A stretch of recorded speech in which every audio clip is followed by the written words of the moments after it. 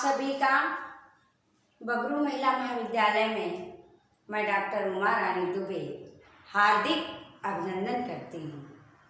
आज अनिवार्य हिंदी के अंतर्गत हम सूरदास के पद की व्याख्या पढ़ेंगे।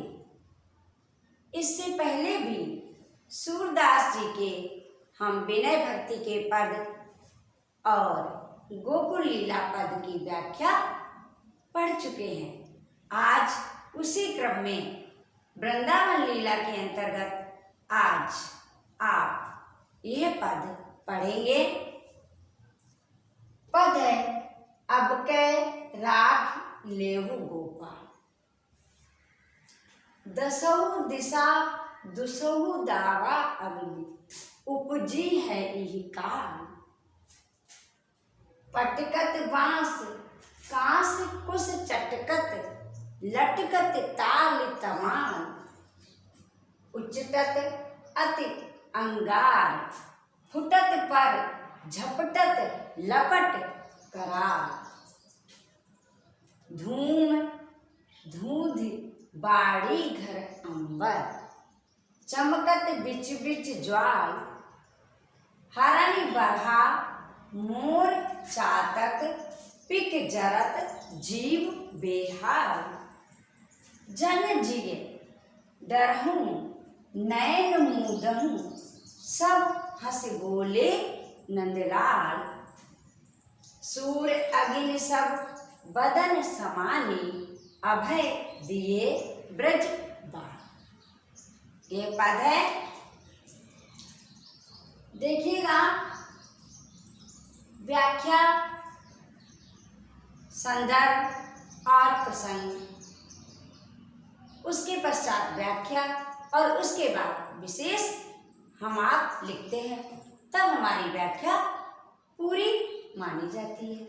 तो आज का संदर्भ और प्रसंग एक साथ देखिएगा।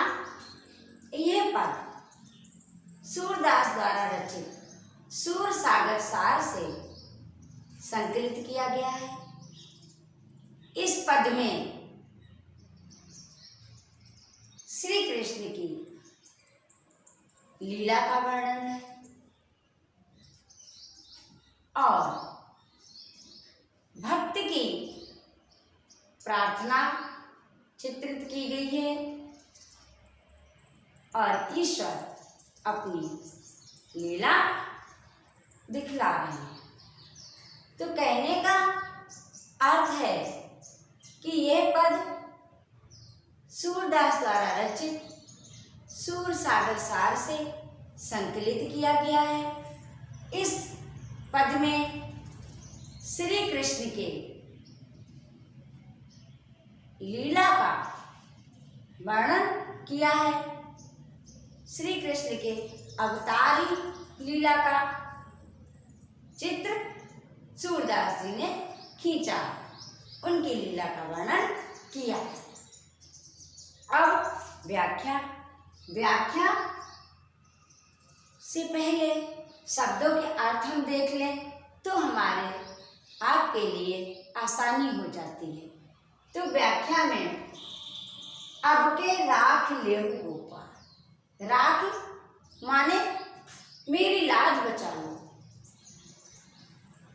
कहते पति राखो भगवान, पति राखो भगवान यानी मेरी रक्षा कीजिए, मेरी लाज बचाइए। तो अब के राख लेहु गोपाल, अब मेरी रक्षा कीजिए। दसों माने 10, दिशा माने दिशाएं, दुसों माने कठिन भयंकर, दाव व अग्नि माने जो जंगलों में आग लगती है।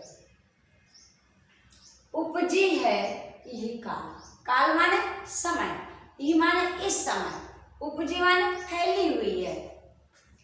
पटकत बांस, आप सभी जानते हैं कि बांस जलते हैं तो बहुत तेज उनमें पटाखों जैसी आवाज होती है। कांस कुछ चटकत, कांस आप जानते हैं ये घास है, कुछ भी घास का नाम है। तो कवि कह रहा है कि काश कुश उनमें आग लग रही है तो वो चटकते हैं तो उनकी चिंगारियां दूर तक जाती हैं। लटकत ताल तमाल, ताड़, ताल माने ताड़ और तमाल माने तमाल वृक्ष। ताड़ और तमाल के वृक्ष जलकर लटके हुए हैं। उच्चतत अति अंगार, यानी जब ये आग लगी हुई है तो उनकी चिंगारियां, अंगारे दूर उछल उछल कर जा रहे हैं। फुटत पर झपटत लपट करा, और ऊंची ऊंची लपटें भयंकर फूट रही हैं, उठ रही हैं। धूम धूंध, धूम माने धुआं, धूंध माने धुंध, धुआं का गुबार, धुआं की धुंध इतनी बढ़ गई है जो घर से और आकाश तक फैल रही है। चमकत, इसके मध्य में बीच बीच में भयंकर लपटें दिखलाई दे रही हैं। हरणी माने हिरण, बरहा माने सुअर, मोर सभी जानते हो, चातक सभी जानते हो जिसे हम पपिया बोलते हैं, पिक माने कोयल, जी, डरो माने डरना, मूंधो माने नैनों को बंद कर लेना, बदन माने मुख। यहाँ पर बदन शब्द का अर्थ आएगा मुख। अभय माने निर्भय। ये शब्द आपके सामने इनका अर्थ था शब्दों का। अब व्याख्या। सूरदास जी कहते हैं कि भक्त पुकार रहे हैं, आग लगी हुई है, भयंकर आग की लपटें उठ रही हैं, तो सभी भक्त अब के राख ले होगा। सूरदास जी कहते हैं कि सभी भक्त, वृंदावन के लोग कह रहे हैं कि हे श्री कृष्ण मेरी रक्षा कीजिए, आप मेरी रक्षा कीजिए, जो भयंकर आग लगी हुई है। दसों दिशा, चारों ओर जो वृंदावन के आग लगी हुई है, फैली हुई है, इस समय उससे मेरी रक्षा कीजिए। इतनी भयंकर आग लगी हुई है कि बांस, पटकत बांस, बांस चटक रहे हैं, बांस चटक रहे हैं, कांस कुछ चटक रहे हैं, बांस आवाज कर रहे हैं और कांस कुछ चटक रहे हैं। ताड़ और तमाल के वृक्ष जलकर लटके हुए हैं, वो भी जल रहे हैं, कुछ जल के लटक रहे हैं। और इस भयंकर आग के अंगारे उछल उछल कर दूर जाकर गिर रहे हैं, उनसे भी आग फैल रही है। ऊंची ऊंची लपटें, भयंकर लपटें, अग्नि की भयंकर लपटें फूट रही हैं, ऊंची ऊंची उठ रही हैं। आप मेरी रक्षा कीजिए। आज इस भयंकर अग्नि के कारण धुआं चारों तरफ छाया हुआ है, धुआं निरंतर बढ़ता जा रहा है, घर से आकाश तक धुआं ही धुआं फैला हुआ है। इस धुएं के मध्य में, बीच बीच में, यानी धुएं के मध्य में आग की ऊंची ऊंची लपटें चमक रही हैं। बन के जीव, हिरण, सुअर, मोर, पपीहा, कोयल सभी जल रहे हैं और अग्नि से बेहाल हो रहे हैं। जन जी डरो नैन मूंधो सब, कह रहे हैं श्री कृष्ण से, इस भयंकर आग को देखकर, ऊंची ऊंची लपटें उठती हुई देखकर सभी के हृदय व्याकुल है और सभी के हृदय में डर बैठा हुआ है। सभी डर गए हैं, हृदय में उनके डर समा गया है और उन्होंने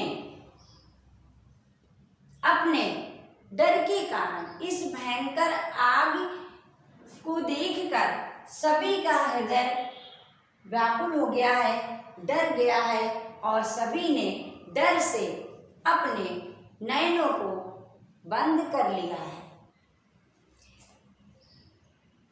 श्री कृष्ण हंसकर सभी को शांत रहने के लिए कह रहे हैं। आग भयंकर लगी हुई है जिससे सभी डर गए हैं, सभी का हृदय कांप गया है और सभी ने डर से अपने नेत्रों को बंद कर लिया है, ढक लिया है नेत्रों को। और श्री कृष्ण हंसकर सभी से शांत रहने के लिए कह रहे हैं। सूरदास जी कहते हैं कि वो भयंकर अग्नि श्री कृष्ण के मुख में समा जाती है। इस तरीके से श्री कृष्ण ने सभी ब्रजवासियों को, वृंदावन वासियों को निर्भय कर दिया है। सूरदास जी कहते हैं कि वो भयंकर आग की लपटें, वो भयंकर आग श्री कृष्ण अपने मुख में समा लेते हैं और इस तरह से वो सभी को निर्भय कर देते हैं। बाल ब्रज बाल, यानी वो श्री कृष्ण ब्रज के सभी निवासियों को निर्भय कर देते हैं, उन्हें भय मुक्त कर देते हैं। यह इस पद की व्याख्या है। तो अब हमारा आगे का जो बिंदु आएगा वो हमारा होगा विशेष का। तो विशेष में हम क्या लिखेंगे, देखिएगा। विशेष में हम क्या लिखेंगे, विशेष में नंबर 1 पर आएगा अलंकार। अलंकार देख लो, आप अच्छे से देखिएगा कि इसमें अनुप्रास अलंकार है। नंबर 1 पर अनुप्रास,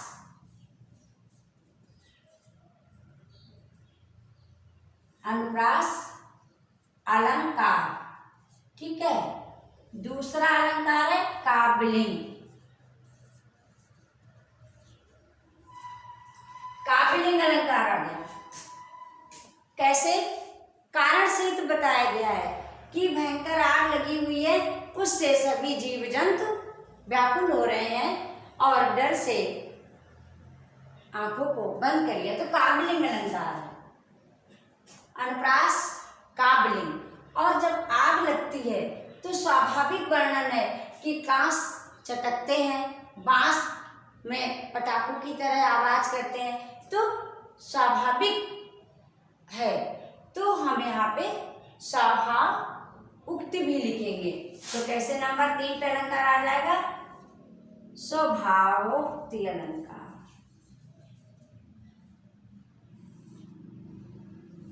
ठीक है, ये 3 अलंकार आ गए। अब हम देखते हैं कि इसमें और विशेष क्या हो सकता है। और विशेष क्या है, सबसे नंबर 2 पे विशेष क्या आएगा कि भयंकर अग्नि से वनस्पति जीव सभी की दुर्दशा हो रही है। क्या आएगा कि इसमें भयंकर अग्नि से वनस्पतियां भयंकर अग्नि से सभी वनस्पतियां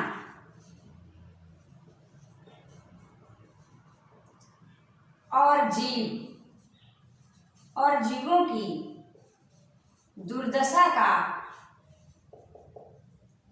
चित्रण किया है। दुर्दशा का चित्रण किया गया है। व्यंजना हुई है।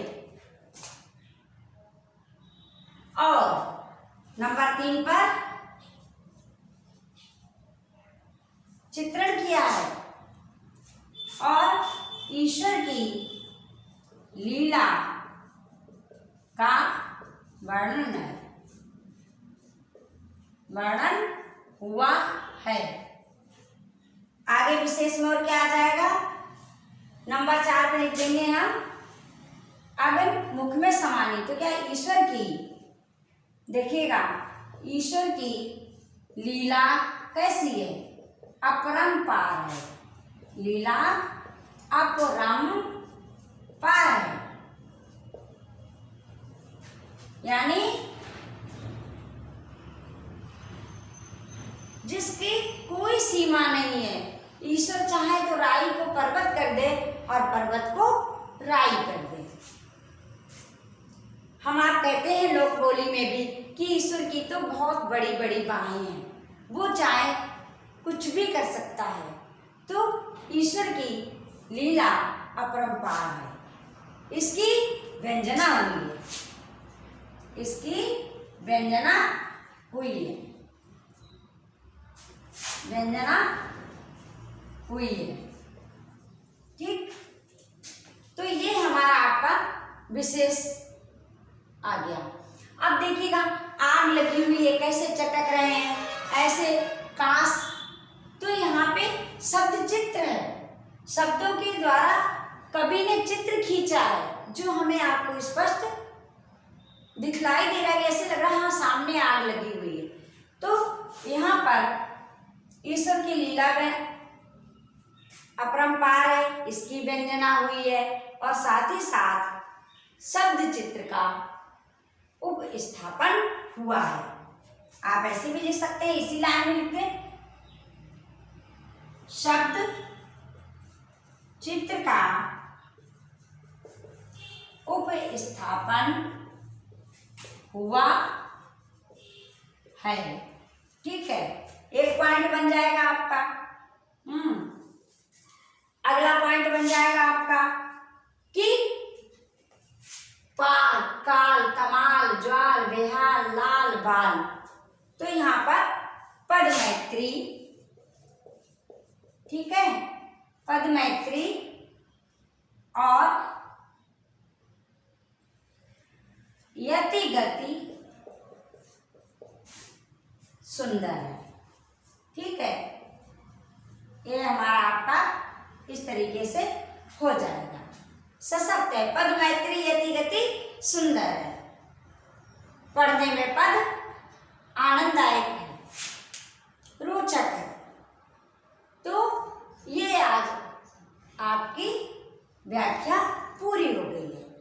हमें आशा है कि आपने आज की व्याख्या को अच्छे से समझ लिया होगा